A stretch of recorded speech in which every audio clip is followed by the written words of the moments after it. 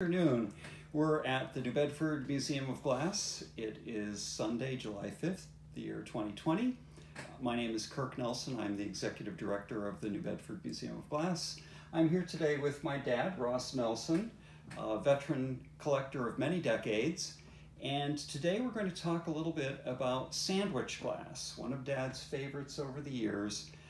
He has recently made a magnificent donation to the Glass Museum of his glass collection, and we have some of the really stellar examples of sandwich glass in the cabinet behind me. And so we'll tell you a little bit about sandwich and learn a little bit about glass collecting. The Sandwich Factory is one of the most famous early American glass companies, very popular from the 1920s on. They started to manufacture glass there in the 1820s, went until 1888. And when glass collecting became popular in the early 20th century, Sandwich was one of the first companies that caught collectors' attention. They produced all sorts of glass, from very high-end, fancy decorated tableware to very inexpensive pressed glass drawer pulls and doorknobs and that sort of thing. So there is a lot of variety for collectors of sandwich glass, and the piece that we have here, one of my favorites from Dad's collection, is a bank. So it's hand blown, and if you look into the top, I hope you could see that the top is concave with a little slot for the coins. And very few of these survived because there was only one way to get the coins out of the bank, and it involved violence, and so there aren't many of the banks still around. This particular bank is special because in the lower hollow stem, the glass blower dropped a coin. That's an 1837 American coin. And so that helps us to date the bank, and it is a nice link between glass collecting and coin collecting. So these are particularly sought after among collectors of sandwich glass. Dad, do you want to reminisce about this piece at all? Yeah, this piece and some others. You don't see a lot of the banks.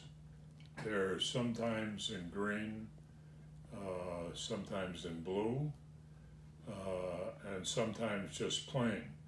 The New England Glass Company made them as well as sandwich.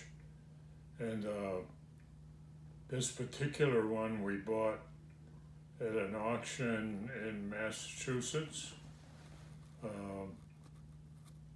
Was a collector getting rid of some interesting glass, and I was fortunate enough, I thought at the time, to purchase it. I have probably only seen another 5 of them for sale. Maybe not 5, maybe maybe 5. So they're relatively rare.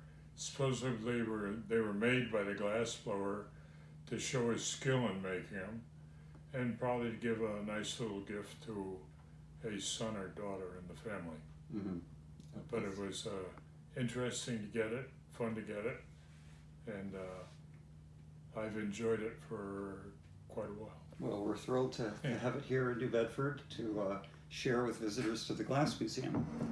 Now, Sandwich is famous for introducing or developing the glass press, and that was a technique for forming glass with molds. And this is an important piece of sandwich pressed glass, probably dates to the 1830s. The glass press was first introduced in the mid-1820s, so this is very early in the production of pressed glass. They would slide the mold under the glass press with a gather of, in this case, amethyst glass in it. And when you pull the handle of the press, a plunging die would force the hot glass into the mold to create the form.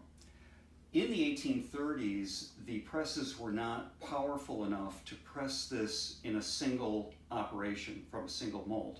So they would have a separate mold for the top, separate mold for the bottom, press them at the same time, and then with a little blob of hot glass, they would stick them together to create the finished form.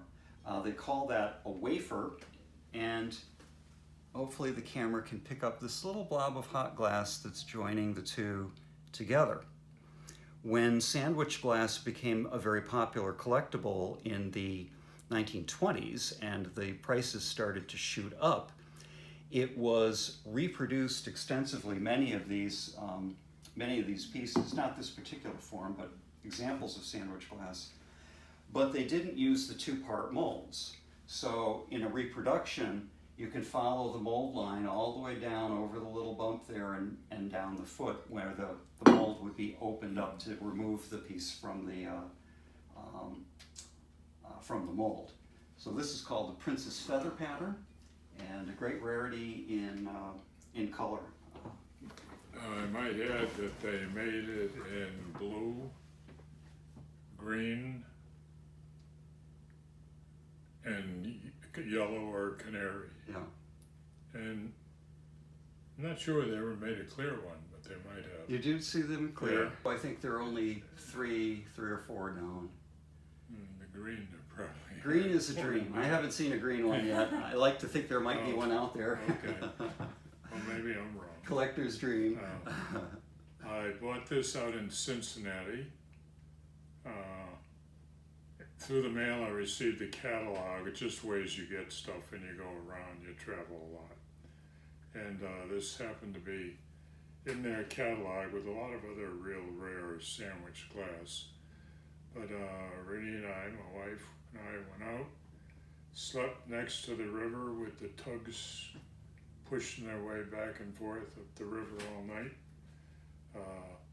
Got up, went to the auction, and we're 2 days at the auction, so it was a fun trip, as long as we came back with a choice piece of sandwich glass. A glass adventure. Now, one thing that I would mention, I want another base. Yeah. It's similar. One thing that I would mention that Dad is reminding me of here, because these were pressed in separate molds, you can sometimes find the tops joined to different design feet, sometimes find the feet with a different top. And we have an extremely rare example of that Go to lamps. Yeah. right Or here. Vases. So this is called a folded leaf vase. It's the same foot as you see on the compote, pressed in the same mold. But when the glassblowers created the piece, they joined it to a different top. So Dad, you want to say a little bit about Well, actually, the top is a compote. And the compote normally is laying this way, and they just kind of folded it in. So you end up with a vase. You could maybe get one flower stem down through each of the openings in the vase. I don't know if anybody ever put flowers in these. They probably just left them on the mantle. But a similar vase that we have, when Kirk was talking about difference of feet, the canary one. I'll bring the canary one down.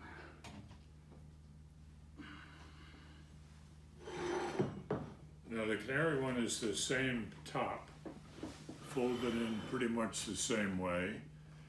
This is the only one we've seen with a with this canary vase on the bottom of it. We've seen these in clear, and I don't know that I've seen anything other than canary or I've never seen a blue one, never seen a green. or amethyst. To my knowledge, well, for many, many years, the only example of the amethyst vase, this one here, is the one in the Sandwich Glass Museum. And that... we have heard since then, talking to different dealers, that there are a couple more that are probably scattered around that are known, but we don't know where they are.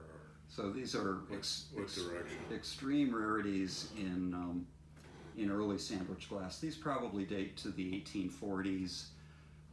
These two examples, maybe even getting into the 50s or the middle of the 19th century. I've been trying to get the compote, not having been folded, and I've just never picked up one at the time. I've seen them and they're available, but that would be the compote with this, in this pattern. After they removed it from the mold, it was this shape, and then they folded it up like and that. So, I've never seen a colored compote. mhm. So it almost leads you to believe that if they had a colored compote, they tried to fold it into the vase form Oh, rather than just sell it as a colored compote. could well be. Over the years, if you're a serious collector, you go to the auctions and the antique shops, you visit the glass museums and read the books, and you begin to develop a pretty good idea of the rarity of different shapes and forms, and but there's always something out there that you've never seen before, and that's one of the exciting parts of glass collecting. I think Ruth Webb Lee is the books to get on Lacey glass. Yeah, she was one of the early authors, and then Raymond Barlow and Joan Kaiser came in with their big 5-volume set. There's a lot of scholarship on this subject, and we have a nice collection of sandwich glass in the New Bedford Museum of Glass, vastly improved with the addition of this group. But we also recommend that you go down to Cape Cod if you're interested, to the Sandwich Glass Museum in the town of Sandwich, where they have a spectacular collection. I don't know if we can pan the case here to show some of the other pieces. We'll probably have programs in the future where we talk about some of these things, but we just wanted to give you a little taste of sandwich glass and the wonderful group that's just been donated to our museum. So we thank you for tuning in, and we look forward to having you join us for another of our online video tutorials. Thank you. Goodbye.